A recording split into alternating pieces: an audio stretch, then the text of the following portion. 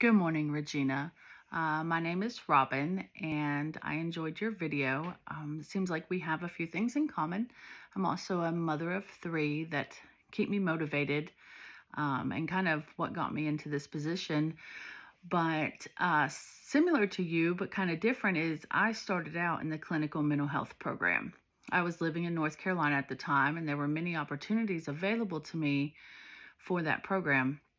But once I relocated, I am now in southern West Virginia. The opportunities are very minimal here. Mental health is minimal. So I transferred into the school counseling program. I worked in the school under a provisional license also, and I also completed my practicum.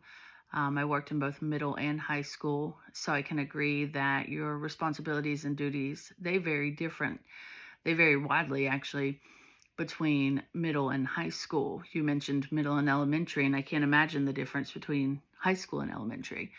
And I also wanted to say, since I'm in southern West Virginia, and you mentioned waiting your first snow of the season, we have 8 to 10 inches of snow outside, and this is also our first big snow. We are in a state of emergency, but we've kept power and we're keeping warm, so I just enjoy sitting here and looking at it.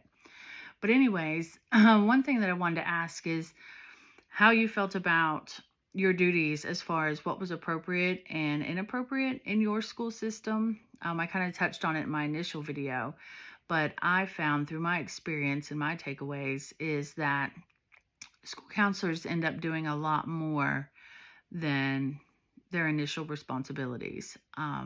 I spend a lot of time covering for teachers or monitoring the halls,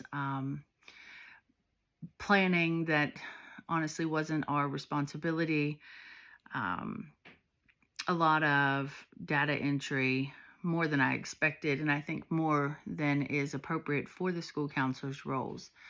But I'm unsure of what your staffing situation looks like in Western North Carolina, but ours here, we are extremely understaffed.